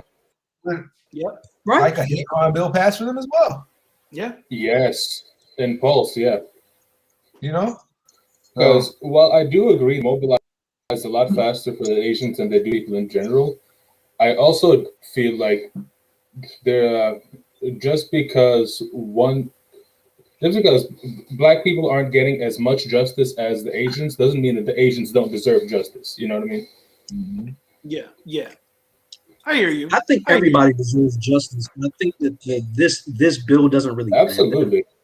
It seems like it's kind of superficial because are you saying, one, that this is only going to take place during the time of the pandemic? Are you saying that this bill is only because of the pandemic? So not taking into account any of the other, travesties that were committed against that particular group of people before? That's how. What about 9/11? People forget, like, Asian people are not all traditionally what Americans think Asian people are. The whole continent is there. People look very different. Right. You know what I mean? So are you protecting everybody? People forget that Indians are Asian. Right. But you know what I mean? But I didn't see that during 9/11. I didn't see it this whole time. Like if you do a hate crime against a Hindu person, would they still consider that an Asian hate crime? Because it is technically. Technically, yeah, it is. It is. And I think it's awful. You don't hear having a call. We definitely should be doing more to protect the Asian community right now. But we should work towards protecting everybody. So we don't have to single groups out. We can just say blanket everybody. That's true. All right. So boxing. But still, regarding that specific incident at the massage parlor, what was that? No, go ahead. Oh no! So because about that incident, for example, it was good that they're trying to make a bill that protects people, but at the same time, they always slightly miss the point. Because again, the problem in this situation was that the guy who went over there and killed those people in that massage parlor went to buy his gun the same day. Mm-hmm. Yeah. I mean, I think the funny thing is that they're going to go with what they can get past, what can work. Again, I feel like this is more of something that's more surface. It's not real. It's fickle. Just you're alluding to gun laws. It's for show. We can put a bill out there, but we need to see is in action. I mean, you know what I mean? And they're not going to attack gun rights. That is by far the biggest. That is the biggest issue that they will never be able to take care of. And they're not gonna try to attack it. I mean, when you all of these shootings, all of them. But at the same time, if you want to protect people, those are the laws that need adjusting.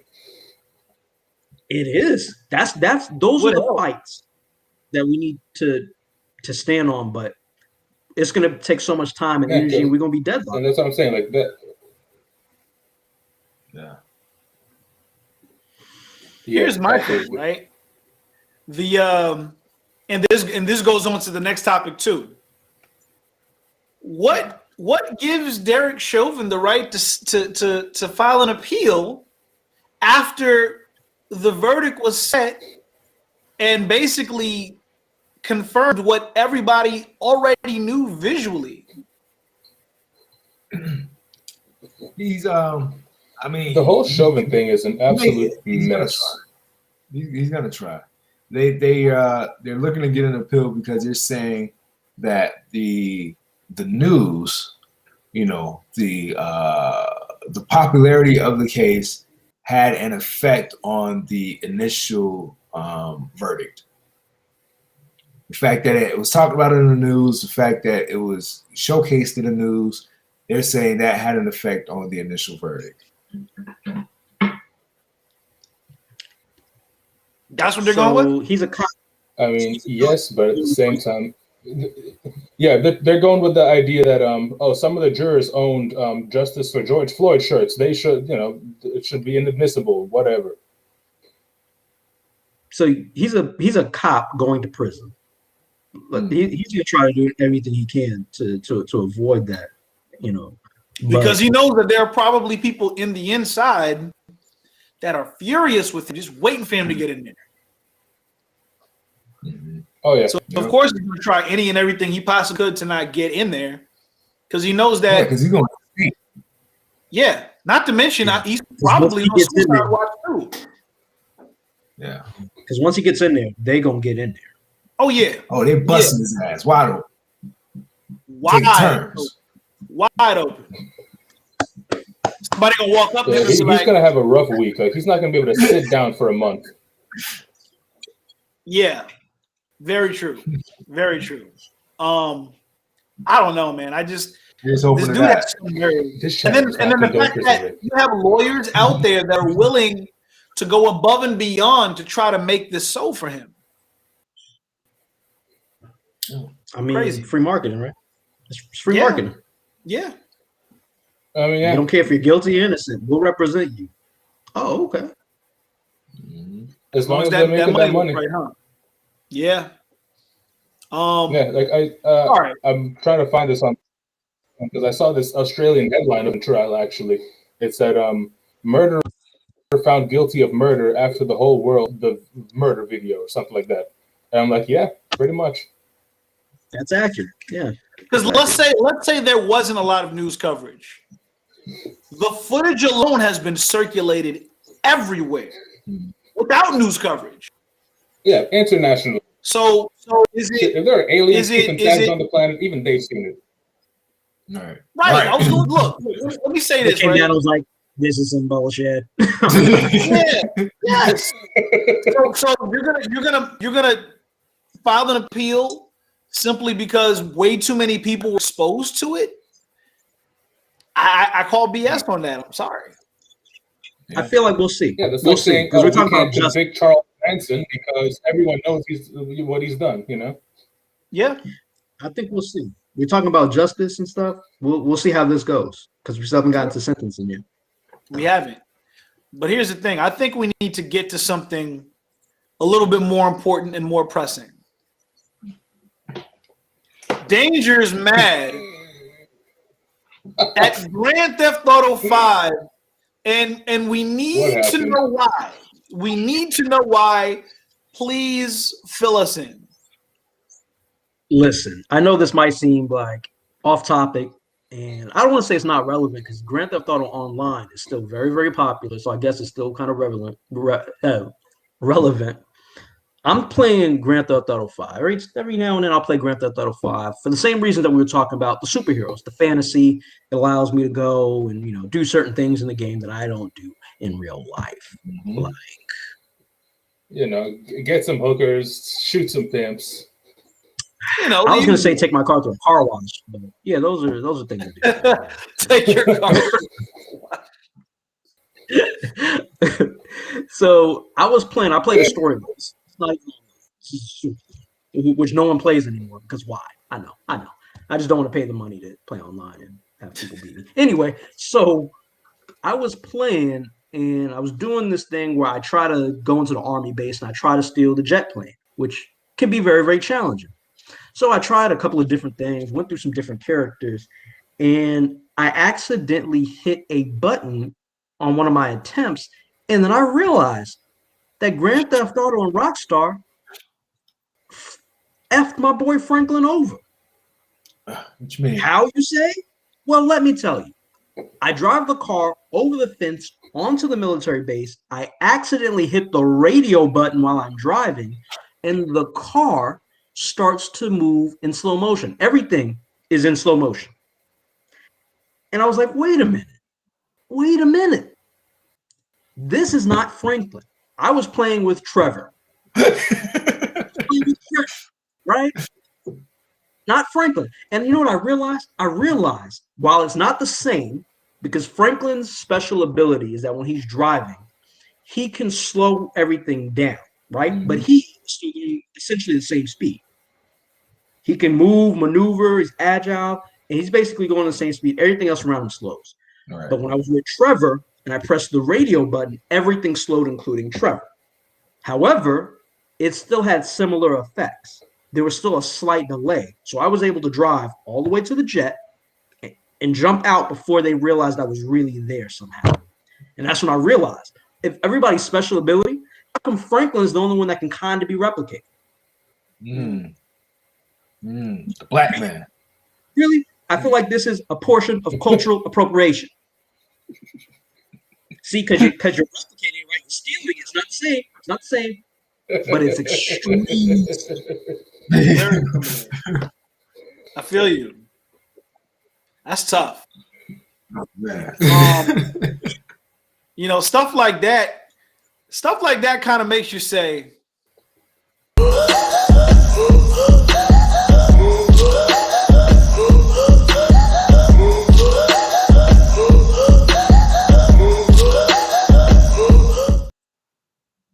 Gee, I think you were a little premature on that one, man. Kind of makes you what the fuck? Yeah, kind of makes you.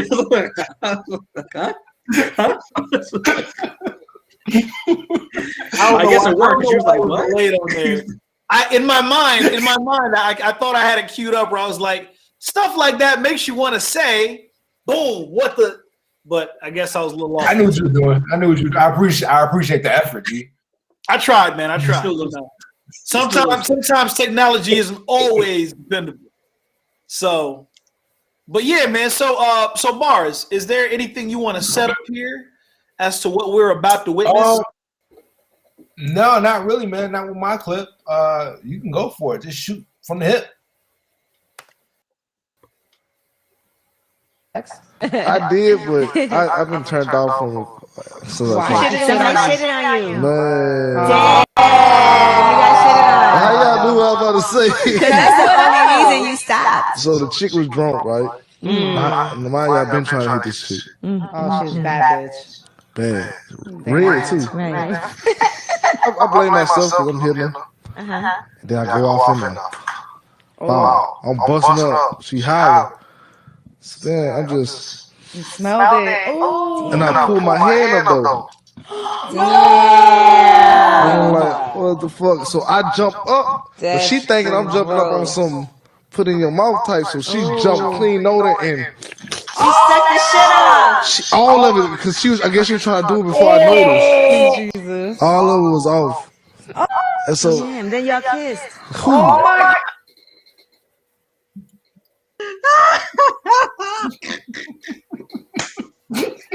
Yo, and then y'all kissed. So much pink eye. Oh my gosh. Oh my goodness.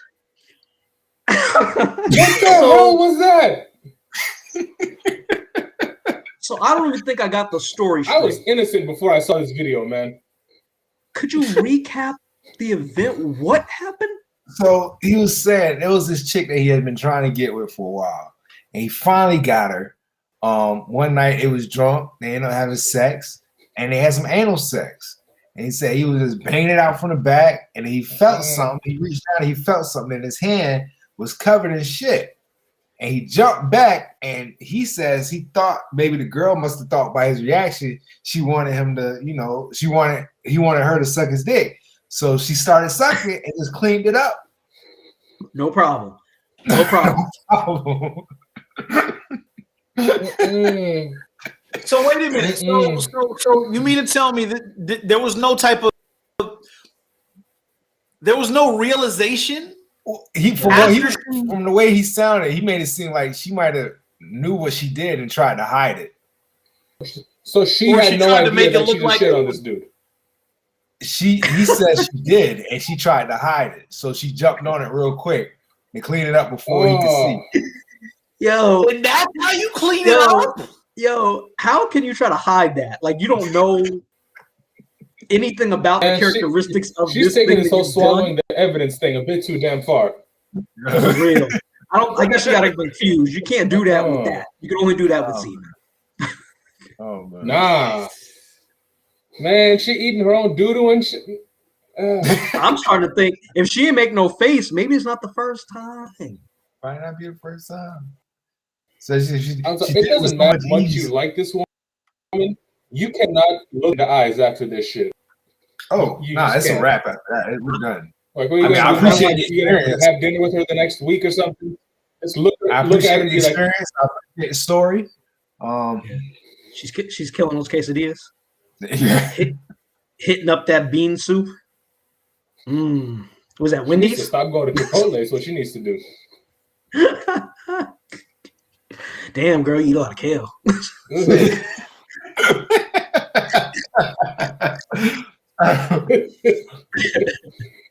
Too much fiber in her diet. Goodness. Yo, I'm so disturbed. I'm so disturbed. I don't even like. You just broke my brain. Now I'm afraid of what the hypothetical is going to be. Because that was just gross. Danger, don't you have a what the fuck video? I do. It's so funny you say that. G, did you get the link?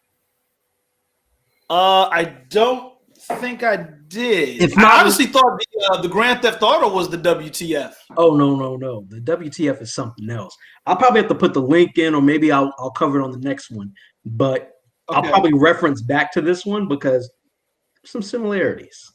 So stay tuned for next episode. I'm gonna go ahead and make sure we get set up for that one. Okay. All right. Well, then, without any further ado, let's do it. One last thing. Wait. One last thing, real quick. Yeah. Wanted to add this in really, really short, right? So we were having a conversation with a couple of different people talking about the vaccines, right? Some people are for, some people against. There's some conspiracy theories out there, and then there's some people who are just sending out straight false information that they know is false. So I want to talk about this because G actually put me on.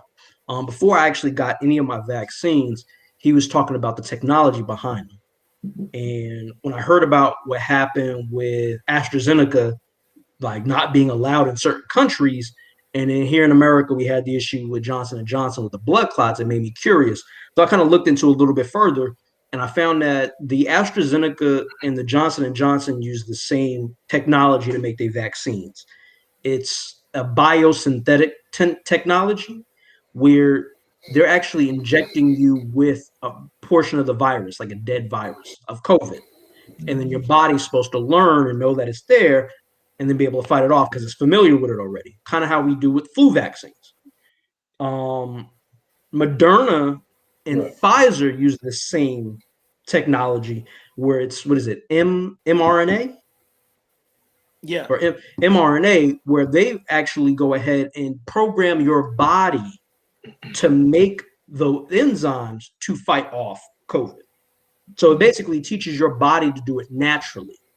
And that's the difference. And it's funny because that's one of the issues that's going on with Johnson & Johnson and AstraZeneca. They're having the same issue. I think it's tied to the technology because they're both having issues with blood clots. I'm not saying don't take it. I'm just saying that seems to be the difference because I haven't heard about anyone having any issues with Moderna or Pfizer. So just saying that if you're considering getting it, I would probably recommend. I'm not a doctor or nothing. Don't quote me. I'm not trying to get sued, but I would recommend Moderna and Pfizer. I took both my Pfizer 1 and 2 perfectly fine. But I mean, not to say to turn down Johnson & Johnson, AstraZeneca, it's just this is stuff to consider. You know what I mean? They said that the failure rates are low, but just want to talk about that real quick. And that was it, man. Thanks. Yeah. I got the Pfizer shot. I'm getting my second shot next week. What's up? Yeah, so I'm gonna be the only one on here not vaccinated. Yeah. No, you're not alone. Trust me, you're not alone. I'm still, Okay. All right. On the fence about it because I keep hearing about possible nanites and I don't know. It's just a whole bunch of stuff. Yeah. See what that pill hitting for. That's what I'm saying. They're saying that the pill. They say that there's a pill coming and then there's a spray coming. Yeah. There's no pill and no spray coming, guys.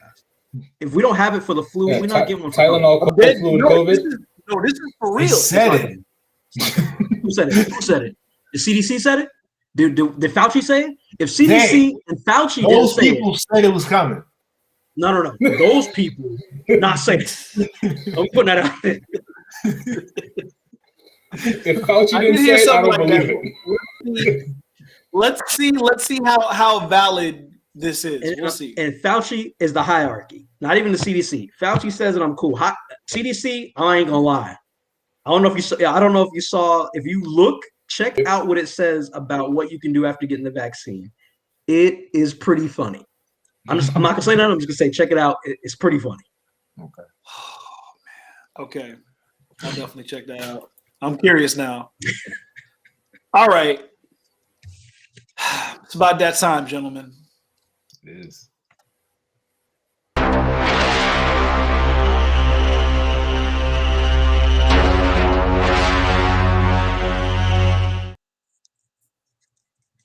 That face that gentleman is making, yes, that's how we all feel right now. Because we don't know what Bars has up his sleeve. So let's see what happens. Floor is yours, Bars. Hold up. Before you start, you got one for yourself? Because I noticed since we got into this new format, it seems like you got some for everybody, for the guests, for everybody, but you seem to be leaving yourself out, bro. So you got one for yourself this evening? I definitely do not. You guys are supposed to come prepared. If you aren't, then that's a shame. I guess next time. I'm gonna be thinking something up. Depending on the severity of how it goes for me, is how I'll determine how my scenario. Thinking of one too while we're doing. Okay, that's fair. You know the drill. Pick numbers 1, 2, 3. 2, 3. Justin's left with 1. All right. 1. I was gonna pick 2, but I got a bad feeling. All right. G, those pictures that I sent to I always want to pick the last one, but all right. G, those 3 pictures that I sent to you, sir, they are for Justin's topic. So after I read the question, if you could please put those pictures up for me. Justin, are you still with us? Okay, so yeah. All right, so Justin, this number 1, I guess, is for you. All 3 of the pictures are for Justin's topic. So okay, wait before you post them. Hold on, I'm gonna ask the question, and then I want you to post them. Okay. All right, Justin. You get a request from these 3 women for a dick pic. Which one do you give it to? 1. Hold up. Come on now. Wait. Show me something. Where you at? Hold up. All right. We got 1. That's 1. Candidate number 1. Can you give me? Can you hold up? Wait, 2. That's. Hold on. That's definitely not number 2. Hold on a second. Is it the girl? Is it the girl who slurped the No, that's not it either. I know. Hold up. All right. The order was thrown out of whack. Give me a second. Let's get them right. Repeat the question one more time. Justin, you with us? He dropped out. He saw that first one. Was like, he saw the series. He was like, wait a minute, that girl who slurped the Tootsie Pop or no. Okay, so there he is. Yeah, there he is. Okay, so repeat the question for Justin one more time. All right. So I heard the questions, but as soon as you put the pictures up, it just my connection went away. Yeah. All right, Justin. Right on cue too. You get a request from these 3 women to send a dick pic. Which one do you give it to? All right, and all right, we have. Come on. I don't know why it's not. See, why is this tripping? Okay, wait for it.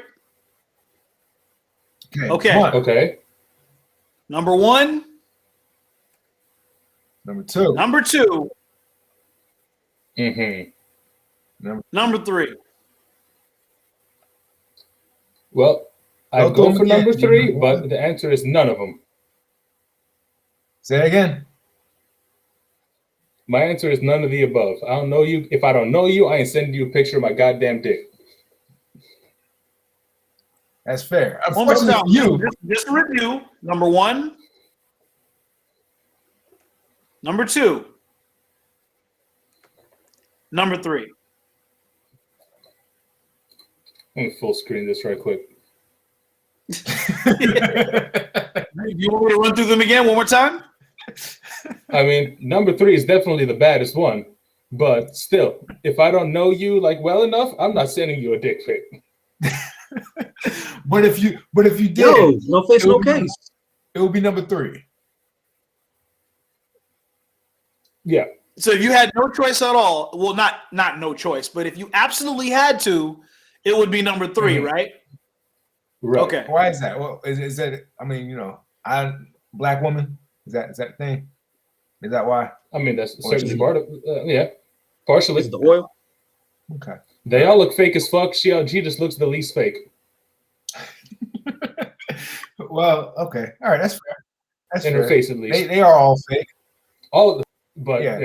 They're all fake. These women, they were born as men.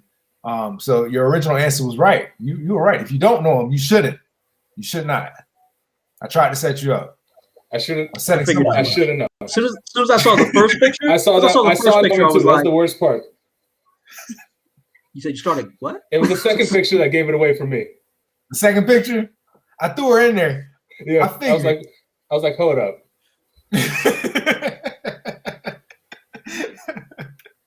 I figured. All right, good choice. Good choice. Who had number 2? G. Oh Lord, why you say it like that? GQ. I just wanted to make sure because I'm going in order. Want to make sure. Yeah. I got no. Make sure you guys are looking up one for bars. I'm trying to stall. Okay. All right. Yeah. G, you have the power to positively impact one of these, but you'll make the other much worse. 2 choices are world hunger or world peace. Shit. Okay.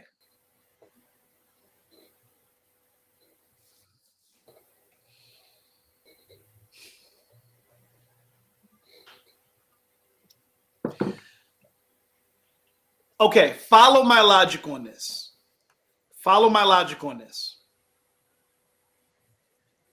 I'm going to go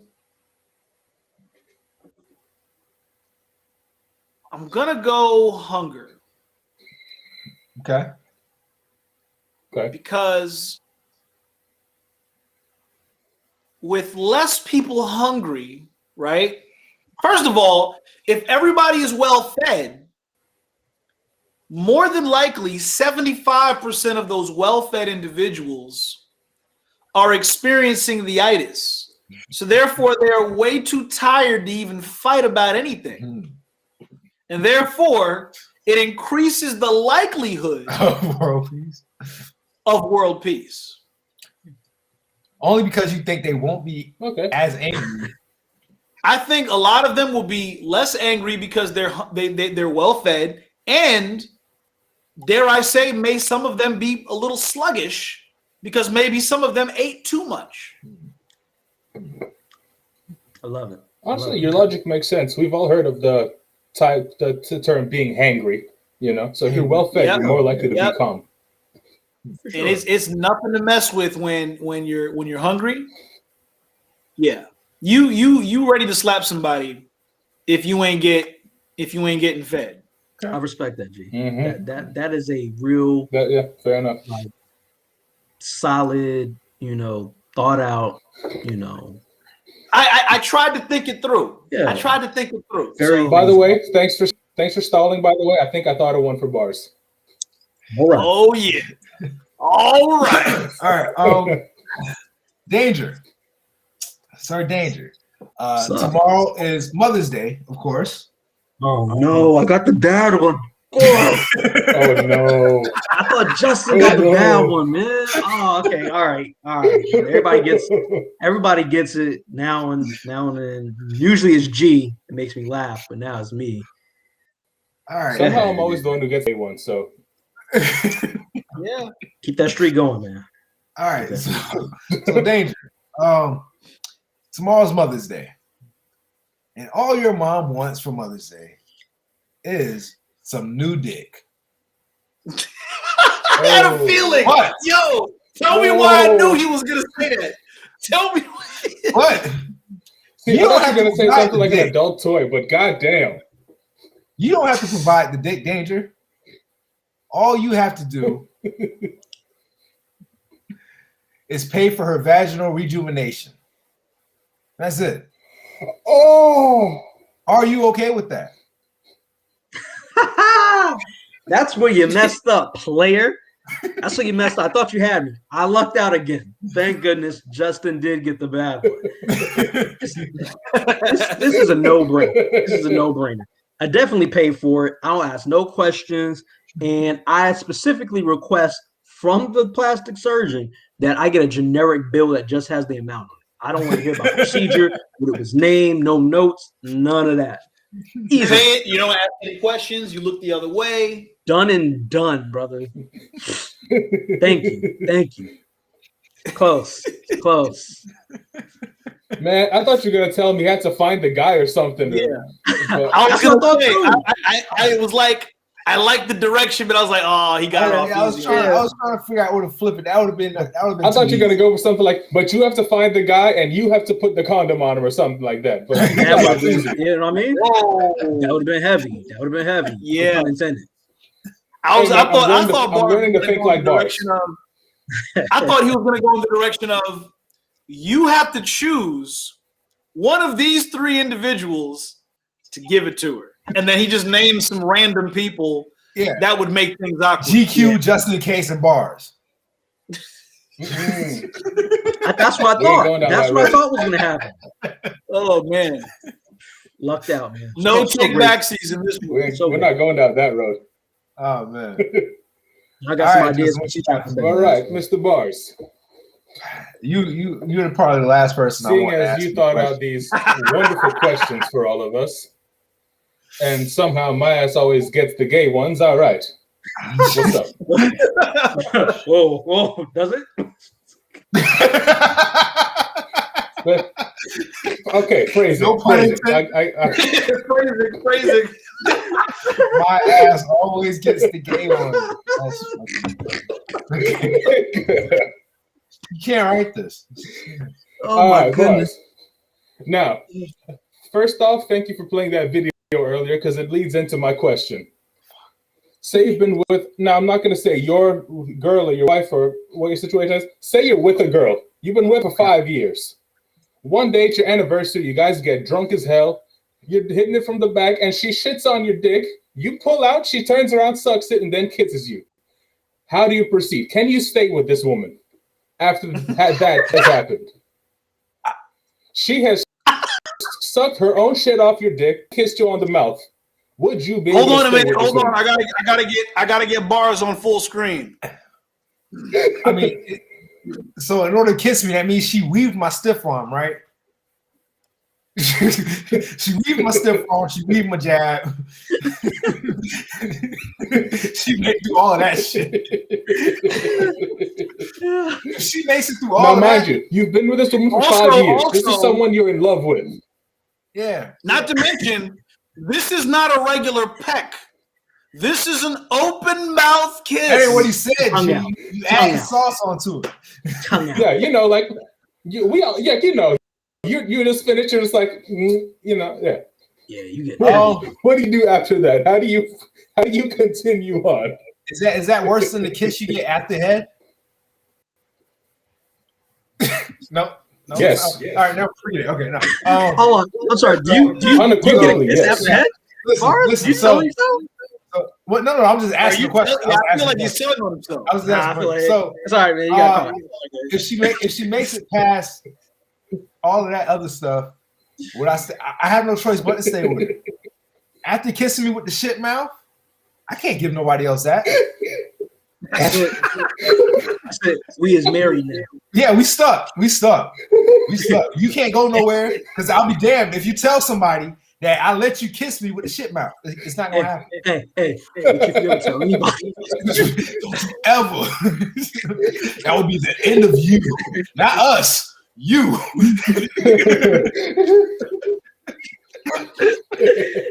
Yeah. Oh my goodness. Yo, this might have to go into the best of. Thank you for your honesty. Oh man. Yeah, definitely. Yeah, that was good. Just that. That was perfect. Touche, Justin. Nice. Oh man, that was quite enjoyable, man. That was good. That was good. Oh man. All right, well, we are at the end of the show. And of course, we hate to leave you guys high and dry, but we will be back in 2 weeks with a brand new episode of the Alternative Facts Podcast. But until then, Sir Danger. Lasers. Hey, keep supporting those people because we support those people. You support you. Definitely. And with that. Oh, happy Mother's Day, everyone. Happy Mother's Day to all the mothers. Happy Mother's Day. Enjoy yourself. Make sure you are treated Nothing less than the queen that you are. Absolutely. So. Y'all have a wonderful, wonderful day.